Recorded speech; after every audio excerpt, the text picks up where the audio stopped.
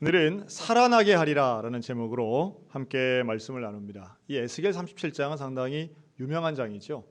에스겔서 전체의 주제를 담고 또 우리에게 그 유명한 마른 뼈의 환상을 말씀합니다. 하나님이 에스겔 선지자를 부르십니다. 그리고 골짜기로 죽음의 골짜기 같은 마른 뼈가 쌓여 있는 환상을 보여주시죠. 이 마른 뼈라고 하는 것은 죽은 지 오래된 존재를 의미합니다. 죽은 지 오래돼서 그 뼈 자체도 말라 있는 거죠. 그러면 그 뼈에는 소망이 없는 거예요. 이미 문제가 끝나버린 상태를 이야기합니다. 그런데 하나님 명령하십니다. 그 뼈에게 명령을 하라는 거예요. 다시 살아나게 하리라. 다시 살아나게 하리라. 놀라운 것은 뼈가 움직입니다. 물론 환상입니다. 뼈가 막 맞추어져요. 무슨 SF 영화의 한 장면을 보는 것 같습니다. 그리고 그 맞춰진 뼈 위로 힘줄이 생기고 근육이 생기고 피가 돕니다. 그리고 또 한 번 명령을 합니다. 생명이 임하라. 그랬더니 그 영혼이 임하면서 그 모든 뼈들이 맞춰지고 큰 군대가 되었다라고 하는 게 에스겔의 환상입니다. 그리고 오늘 읽은 이 11절 이하의 말씀은 그 환상의 뜻이 무엇인가를 설명하는 거예요. 하나님 말씀합니다. 너희 스스로 마른 뼈 같은 존재라고 생각한다는 거죠. 너희는 스스로 우리는 망했다, 우리는 멸절했다, 우리에겐 소망이 없다 말하지만 그러나 내가 너희를 다시 살리리라. 당시 이스라엘 사람들은 말 그대로 망한 국가의 사람들이었습니다. 국가의 기능을 하려면 국토, 국민, 주권 뭐 이런 게 있어야 된다고 얘기하잖아요. 그런데 이들에게는 이미 주권이 없고 이 백성들이 다 포로로 잡혀온 상황이기 때문에 국토에 백성들이 없는 거예요. 정상 국가가 아닌 거예요. 이들은 이미 우리나라가 망했다, 조국이 멸망했다, 우리에겐 소망이 없다라고 하는 멸절의식, 이 마른 뼈 의식을 가지고 있었던 사람들입니다. 그런데 이들을 향해 하나님이 이 에스겔 선지자에게 당부하고 명령합니다. 너는 가서 내 말을 대언해라. 하나님이 너희를 다시 살리겠다는 이야기를 전해라. 그리고 놀랍게도 하나님의 말씀은 그대로 이루어져서 이들의 포로 70년이 끝나고 고레스 왕의 칙령을 통해 이들은 회복되어 나라를 세우고 다시 살아나고 군대를 세우고 하나님께 영광을 돌린 줄로 믿습니다. 사람의 생각에는 망했다, 끝났다 생각하지만 하나님의 계획 속에서는 다시 회복시키고 죽은 것도 마른 뼈도 부활하여 생명되는 줄로 믿습니다. 지금 대한민국이 겪고 있는 어려움들이 여러 가지가 있습니다. 첫째는 당연히 코로나 사태죠. 지금 전 세계적으로는 코로나가 점점 더 급격하게 심각해지고 있습니다. 3개월 전과는 비교도 되지 않을 정도로 훨씬 심각합니다. 이틀 전 드디어 최고 정점을 찍었습니다. 전 세계에 하루 확진자가 15만 명이 발생했습니다. 미국은 200만이 넘었고요. 브라질도 100만 명이 넘었습니다. 전 세계적인 상황입니다. 제2의 팬데믹을 선언해야 된다라고 하는 이야기가 나올 정도입니다. 그리고 이것은 당연히 국내뿐 아니라 경제적인 어려움을 몰고 옵니다. 그래서 부정적인 예상이긴 하지만 IMF 때와도 비교가 안 되는 대량 실업, 대량 해고 사태가 올 것이 뻔하다라는 게 일반적인 견해입니다. 지금 이미 관광, 항공, 공연 업계는 완전히 붕괴됐습니다. 수출을 해야 되는 우리나라에서는 그 수출을 해당되는 품목들과 제조업체들이 일감이 없는 거죠. 일감이 없으면 해고는 분명하게 되는 겁니다. 자본주의 사회를 버티고 있던 여러 가지의 축들이 지금 무너져 내리고 있습니다. 경제가 암담한 상황입니다. 여기에다가 더해서 북한은 끊임없는 도발을 하죠. 우리 대한민국이 겪고 있는 이 안보의 문제는 사실 어제 오늘의 이야기는 아닙니다. 특히나 우리가 6월이 되면 이 호국 보훈의 달로서 우리의 역사를 되짚어볼 필요가 있는데요. 당연히 6.25 한국전쟁은 70주년을 맞이하고 있죠. 그런데 실제로 북한과 우리가 교전을 벌이는 전투했던 상황들은 여러 차례가 있었습니다. 가장 가까운 거 몇 개만 해도 1999년 6월에 있었던 제1연평해전, 여러분 이것도 6월 달이었고요. 2002년 월드컵 열기가 뜨거웠을 때 우리 병사 6명이 죽었던 제2연평해전도 역시 6월 달이었습니다. 그리고 2010년도 4월에는 천안함이 폭침당해서 46명의 승조원의 목숨이 사라졌죠.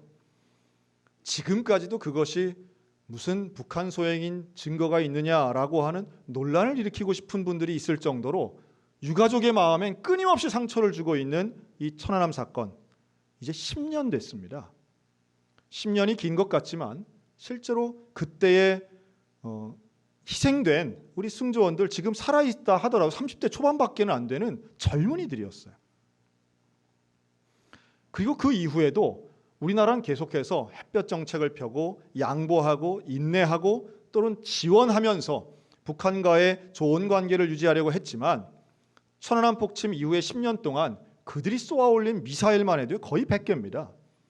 끊임없이 핵무기 개발을 했고요.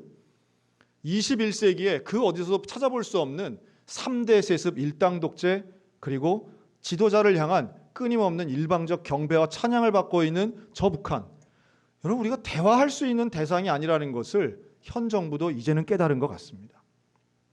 참 안타까운 일들이에요. 지난 주간 개성에서 연락사무소가 폭파당하는 장면은 눈을 의심할 정도였습니다. 아니 어떻게 저렇게까지 하는가. 여러분 우리 강원도에서는 육안으로도 북한 땅이 보입니다. 불과 판문점에선 개성까지 12km밖에 되지 않아요. 아주 가깝습니다. 우리에게 북한은 인접하고 있는 이웃입니다. 그런데 이들이 계속해서 말폭탄뿐 아니라 실제로 위협을 하고 행동을 하고 있는 이 상황에서 우리는 과연 기독인으로서 어떻게 해야 되겠는가? 많은 전문가들이 여기에 대해 예상하고 이야기하고 분석하지만 제가 보는 결론은 뾰족한 답이 없어요. 대화가 되는 정상적인 상대여야 무슨 예상을 하고 해법을 내놓고 혹은 강대국의 도움이라도 받지요. 이것은 정상적 대화가 잘 되지 않습니다. 해답이 안 나와요. 그런데 더 놀라운 것은 우리 국민 누구도 전쟁이 일어날 거라고 하는 두려움을 갖고 있지 않은 것처럼 살고 있습니다. 신기하죠? 지금 우리 코로나 때문에 돌아가신 분들이 280명, 아주 귀한 생명들이 참 많이 돌아가셨습니다. 확진자가 이제 한 12,000명이 넘습니다. 그런데요, 코로나는 이렇게 무서워하고 예민한 반면에 여러분 북한이 전쟁을 일으키면 그 결과가 어떻겠습니까? 무슨 12,000명 뭐 이 정도 수준에서 끝날까요? 그렇지 않아요. 그런데도 우리는 전쟁이 안 일어날 것처럼 외면하고 때로는 거기에 대해 생각하는 것 자체에 너무 무디어져 있는 건 아닌가. 또 저러는구나. 저 사람들은 또 저러는구나. 아유 우리는 달래가면서 해야지 라고 하는 생각으로 전쟁에 대한 가능성은 요만큼도 잘 생각하지 않는 것 같아요. 그러나 여러분 70년 전 1950년 6월 초만 해도요, 이 한반도에 전쟁이 일어날 거라고 우리나라 생각하지 못했습니다. 그런 비참한 일들이 일어나지 않도록 하기 위해서라도 깨어 기도해야 될 줄로 믿습니다. 특별히 우리의 상황을 이 에스겔서에 비교해서 우리가 본다면 에스겔서는 참 기가 막히게도 우리의 오늘의 현실과 또 우리 한반도 상황을 그대로 대변하여 말하고 있는 것처럼 그 표현들이 있어요. 그 중에도 이 16절, 17절에 보면 에스겔에게 이렇게 명령합니다. 인자야 너는 막대기를 들고 한쪽 막대기에는 에브라임과 온 이스라엘, 또 한쪽 막대기에는 유다와 온 이스라엘을 써라. 그리고 그 두 막대기를 이렇게 다 합해서 손에 들어라. 그러면 내 손에서 둘이 하나가 되리라. 이렇게 말씀해요. 에브라임은 북이스라엘을 상징하고요. 유다는 남유다, 즉 이스라엘을 상징합니다. 이스라엘도 남과 북으로 나뉘어져서 분열 왕국 시대를 거쳤죠. 그러다가 북이스라엘이 먼저 망하고 남유다까지 망해서 바벨론 포로로 간 겁니다. 그런데 하나님은 이 끝났다, 멸절됐다, 망했다 생각하는 순간에 너희는 다시 살아날 것이다. 그리고 분열됐던 너희 둘은 다시 하나가 될 것이다 라고 약속하시는 거예요. 저는 우리 대한민국이 회복되기를 원하고 한반도에 평화가 일어나기를 원합니다. 또 한 발짝 떠나가서 저는 통일이 되기를 간절히 바라는 사람인데요. 방법은 잘 모르겠습니다. 어떻게 해야 될지 잘 모르겠어요. 그러나 제가 알고 있는 방법 한 가지가 있는데 그것은 하나님의 방법이라면 될 줄로 믿습니다. 하나님이 역사하시면 된다는 거예요. 미국이 원하는 통일도 아니고 북한이 원하는 통일도 아니고 특정한 정치 어떤 세력이 원하는 통일이 아닌 하나님이 원하시면 한반도에는 온전한 평화와 함께 회복과 통일이 올 수 있는데, 그러기 위해서는 우리가 에스겔과 같이 말씀으로 무장하고 하나님의 말씀을 전파하고 믿음을 가지고 기도하며 민족과 나라와 이 땅을 위하여 기도하는 이 시대의 선지자가 되어야 될 줄로 믿습니다. 하나님 우리에게 원하시는 거죠. 그렇게 기도하라고 말씀하십니다. 내 손에서 너희 둘은 하나가 될 것이고 내가 너희를 살리리라 말씀하신 그 하나님의 은혜가 임하기를 원하는 거죠.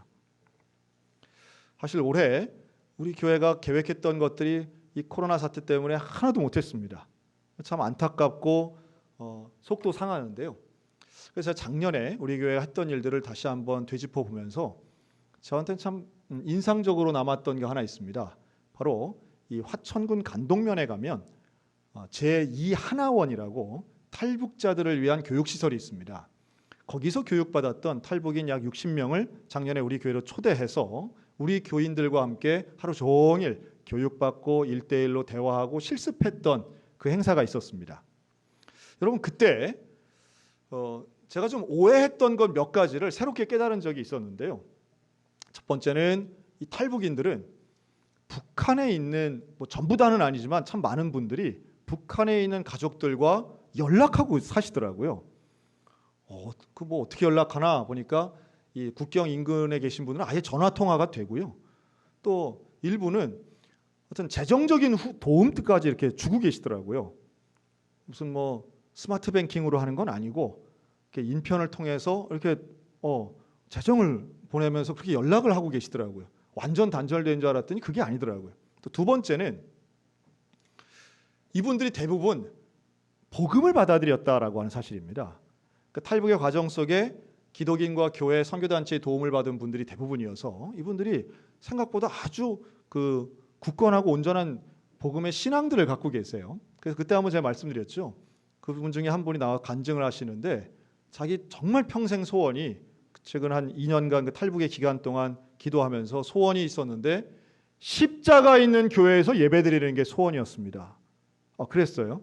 그리고 그날 처음으로 십자가 있는 예수 믿은 지 2년 만에 십자가 있는 교회에서 처음 예배드린 거예요. 작년에. 2년 동안은 러시아로 태국으로 이렇게 막 도망도망 다니면서 선교사님 집에서 예배드리고 성역 공부하면서 그래서 예수를 믿게 됐는데 이런 예배당 있는 건물에서 십자가 있는 개신교회에서 예배드리는 게 소원이었다니 저는 상당히 그때 놀랐습니다. 이분들을 전도하려고 섰는데 그게 아니라 오히려 이분들이 하시는 신앙의 고백에 제가 감동받았던 시간이었어요. 그리고 또 하나 세 번째는 이 탈북하신 분들의 공통점은 북한 정권에 대해서 상당히 적대적이더라는 거예요. 그래서 북한이 변화되길 원하고 저 일당 독자가 끝나기를 원하고 김정은 정권이 무너지기를 정말 원하시더라고요. 그러니까 이제 그런 분들이 모여서 삐라도 보내고 방법은 좀 거칠고 세련되지 못했지만 뭐라도 막 하고 싶은 이제 그런 마음들은 조금은 이해가 되는 측면이 있었습니다. 근데 어쨌든 그런 탈북자 선교와 그런 교육을 작년에 하면서 제가 내린 결론은 이렇게 사람들이 원하는데 또 한반도의 평화와 통일을 이렇게 원하는 분들이 여전히 있는데 결국 하나님의 뜻은 이루어지겠구나. 또 하나님께서 은혜를 베풀어 주시겠구나. 많은 사람들이 통일에 무관심한 것 같지만 그러나 하나님의 뜻은 결국 평화와 서로 화해하고 하나 되는 것을 원하신다면 결국 이루어지겠구나. 여러분 대한민국을 하나님 분명히 사랑하시는 줄로 믿습니다. 또 하나님의 은혜가 우리가 기도하고 에스겔에게 환상을 보여주신 그 하나님의 은혜가 우리를 통해서 민족이 살아나고 이 땅이 회복되는 역사 일어나게 될 줄로 믿습니다. 그런데 이것이 개인적인 차원에서도 저는 일어나야 된다고 봅니다. 지금 우리가 이제 소위 말하는 불경기 이런 얘기 하지 않습니까? 그런데 불경기도 좀 체감하는 불경기 자체가 다른 것 같아요. 제가 지난 며칠 전에 우리 교인 집사님 그 사업장을 한번 신방을 했습니다. 사장님이에요. 그런데 이분 하시는 말씀이 지난 2달간, 몇 주간, 4주가 넘은 거죠. 지난 2달간 매출이 빵원이랍니다. 빵원. 거래 건수가 한 번도 없다는 거예요. 이거 정말 심각한 거 아닙니까? 이 자영업자가 물론 업종마다의 차이점은 있습니다. 어떤 분은 매출이 한 10%, 20% 줄었다. 어떤 분은 반 줄었다. 뭐 이런 분도 있지만 전혀 매출이 없는데 은행 대출은 이자는 계속 나가야죠. 고정 비용 지출이 있잖아요. 그러니 하나도 없는 이 상황. 얼마나 절망적인가요? 참 집사님은 뭐라고 위로할 말이 없더라고요. 그런데 이분이 하시는 말씀이 그래도 목사님 출근 아침에 일찍 하고요. 퇴근 저녁에 늦게까지 하는데 시간이 그러니까 할 일이 없으니까 손님이 없고 거래가 끊기니까 하루 종일 시간 가기를 기다린다는 거예요. 참 마음이 무너지더라고요. 이런 상황이 얼마나 더 갈까? 이 집사님이 얼마나 더 버틸 수 있을까? 그런데요, 여러분 그 시간을 그 많이 남아있는 그 시간을 어떻게 해야 되겠습니까? 하나님은 때로는 우리에게 불경기를 주실 때가 있습니다. 성경에도 그런 불경기가 있어요. 먹고 살기 힘든 기간이죠. 그것 성경은 흉년이라고 말합니다. 흉년의 때. 이 상황이 계속 지속되면 굶어 죽을 것 같은 흉년의 때가 있어요. 막막한 거예요. 가능성이 없어 보여요. 그 흉년의 때에 사람들은 때로는 고향을 등지고 도망가기도 하고요. 때로는 도움을 얻으러 다른 데 가기도 합니다. 그런데 그런 흉년의 때 하나님이 역사하시는 과정들이 있습니다. 야곱과 그의 아들들에게 흉년이 닥쳤어요. 그래서 이 흉년의 때 어떻게 하나 먹고 살기가 어려우니까 식량을 구하려고 애굽 땅을 갑니다. 그런데 놀랍게도 애굽에 가서 누굴 만나는가 하면 수십 년 전에 버린 동생 요셉을 만나요. 그런데 그 요셉을 만나서 도움받는 게 중요한 게 아니라 그 자리에서 용서를 구하고 화해를 하고 형제간에 하나가 됩니다. 흉년을 이용하신 하나님의 섭리죠. 흉년 자체가 좋다는 이야기는 절대 아니에요. 그러나 흉년의 때에도 하나님의 인도하심을 받는 사람들, 그리고 하나님의 역사를 경험하는 사람들은 성경에도 있고 오늘 우리들도 그럴 수 있다는 말씀이에요. 여러분 그 집사님이 하루 종일 그래서 뭐 하시는지 아세요? 보니까요 하루 종일 성경 보고 기도하고 계시더라고요. 하나님 앞에 어떤 면에서는 가장 힘들 때, 가장 어려울 때 바닥을 친다라고 생각하는 그때가 우리의 마음은 어떤 메마름이 있지만 갈급함도 있는 겁니다. 여유가 없는 힘듦도 있지만 하나님만을 바라볼 수 있는 간절함이 생기는 때라고 하는 거예요. 여러분 그 간절함을 경험하여 하나님을 찾게 되시기를 주의 이름으로 권면합니다. 어려울수록 힘들고 막막할수록 우리 하나님 찾아야 되는 거예요. 그러면 환상을 보여주시는 하나님, 살려내시는 하나님이 우리와 함께 하시고 우리 가운데 견디게도 하시고 고치게도 하시고 극복하여 이기게도 하실 줄로 믿으시기 바랍니다. 우리를 살리는 것은 하나님의 작은 은혜와 작아 보이지만 하나님의 은혜는 다 온전한 것이지요. 그리고 나의 간절함이라는 거예요. 성경은 그걸 가난한 심령이라고 말합니다. 가난한 심령은 고난의 때에 일어나요. 우리가 정말 힘들어 보이고 막막해 보이고 마른 뼈와 같이 나는 아무 상황이 개선될 여지가 없어 라고 생각하는 바로 그 순간 하나님을 붙잡는 간절함이 있으면 하나님의 은혜를 세상의 유혹에 빼앗기지 않고 붙잡고 살아갈 수 있는 거예요. 저는 우리나라에서도 그런 걸 봅니다. 우리나라에도요 산에 가보시면 소나무 많잖아요. 남산 위에 저 소나무 철갑을 두른 것 같이 생긴 그 소나무가 있는데 그런데 어떤 소나무는요 바위 틈에서 소나무가 이렇게 있어요. 야 대단하지 않습니까? 바위인데 소나무가 막 바위를 뚫고 막 들어간 것 같이 옆으로 삐죽하니 이렇게 비스듬한데 그런 소나무들이 상당히 많아요. 산마다 다 있더라고요. 잘 보면 여러분 소나무가 바위를 깨트리고 들어갔을까요? 아니에요. 소나무는 그런 힘까지는 없어요. 바위에 틈새를 파고드는 거예요. 뿌리가 바위에 틈새를 파고들어요. 그럼 뭘 찾으려고 들어갈까요? 그 안으로 수분 찾으려고. 바위에는 수분이 없으니까 그 그늘 쪽으로 그 어떻게든지 그 한 방울의 수분을 찾으려고 뿌리가 들어가는 거예요. 그러니까 나중에 이게 자라서 보니까 마치 바위를 쪼갠 것처럼 보이는 것뿐이에요. 여러분 그런 간절함이 있어야 될 때라고 저는 봅니다. 간절함이 있어야죠. 평화를 향한 간절함, 회복을 향한 간절함, 우리 가정의 회복, 개인의 회복, 하나님을 만나고 싶어하는 그런 간절함이 있을 때에 소나무가 바위를 쪼개듯이 우리의 심령도 문제를 쪼개고 상황을 쪼개서 하나님의 은혜를 경험할 수 있는 줄로 믿습니다. 에스겔서가 우리에게 약속하고 있는 거예요. 내가 너희를 다시 살리리라. 여러분, 하나님의 약속의 말씀을 내 것으로 받아들이셨으면 좋겠습니다. 우리나라를 다시 살리신다는 말씀으로 믿었으면 좋겠어요. 나의 직장, 나의 가정을 하나님이 회복시키실 거라고 하는 그 약속을 붙잡으셨으면 좋겠습니다. 그런데 그 붙잡는 것을 내 능력이 아니라 그 붙잡는 것 자체도 사실 얼마나 실망할 만한 때예요. 막막할 때 그걸 붙잡는 자체도 능력인데 그 붙잡게 해주시는 분이 있어요. 14절에 보면 내 영을 너희 속에 두어 너희가 살아나게 하리라. 내 영을 너희 속에 두겠다는 거예요. 루아흐, 그 영이라고 하는 건 성령을 의미합니다. 하나님의 호흡이에요. 하나님의 그 호흡이 오늘 우리에게 마른 뼈를 생명되게 한 것처럼, 진흙이었던 우리를 살아있는 하나님의 형상이 되게 한 것처럼 오늘 우리에게 하나님의 영을 주시겠다 약속하십니다. 사랑하는 성도 여러분, 하나님의 영, 성령 경험하시기를 주의 이름으로 축원합니다. 그 성령이 우리를 실망하거나 원망하는 것이 아니라 소망 가운데 붙잡는 힘을 주시는 거예요. 내주하시는 성령이 그 힘을 공급해 주시는 겁니다. 세상은 우리를 자꾸 넘어뜨리려고 합니다. 실망시키고 두렵게 만들고 무섭게 하고 그냥 움츠러들게 하고 때로는 안 되는 거에 대해서 원망하게 하고 다른 사람 핑계대게 하려고 해요. 그러나 하나님의 말씀은 명확합니다. 다시 살리시는 하나님을 소망 가운데 붙잡으라고, 붙잡게 하는 힘조차도 성령을 통해서 우리에게 허락하시겠다고 말씀하시는 거예요. 여러분, 성령이 필요합니다.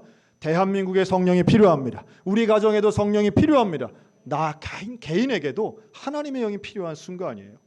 그 하나님의 영과 동행하여 가장 힘들고 어려운 이 시기를 결국은 간절한 마음으로 버텨낼 뿐만 아니라 단순히 시간만 버티는 것이 아니라 마른 뼈가 살아나는 놀라운 회복과 부활의 기적 같은 역사를 경험하는 우리 모두가 되시기를 주의 이름으로 축원합니다. 우리 민족은 이미 한번 경험한 거예요. 70년 전 전쟁으로 하나도 남김없이 다 망했다고 생각한 그 순간에 여러분 70년 역사를 한번 되돌아보세요. 우리 원로 장로님들이 살아오신 기간들이에요. 하나님은 지난 70년간 우리를 회복시키신 거예요. 일으키신 거예요. 그런데 또 한 번의 어려움이 있다? 그렇다면 또 한 번의 하나님의 도우심을 바라면 되는 겁니다. 이미 하나님은 역사로 증명하셨어요. 살아계심을 증명하고 우리를 사랑하심을 증명하신 거예요. 그리고 지금도 또 여전히 에스겔서를 통해서 우리에게 말씀하십니다. 내가 너희를 다시 살리리라. 그리고 회복하고 다시 살아나면 너희가 말할 것이다. 여호와의 뜻이다. 여호와가 살아계시다. 이것이 여호와께서 하셨다는 것을 너희가 고백할 것이다. 살아계신 여호와를 믿으며 오늘도 그 믿음 가운데 소망 가지고 부활의 신앙, 마른 뼈도 살리시는 그 하나님의 거룩하고 온전한 사랑을 소망하며 경험하는 우리 모두가 다 되시기를 주님의 이름으로 축원합니다. 아멘.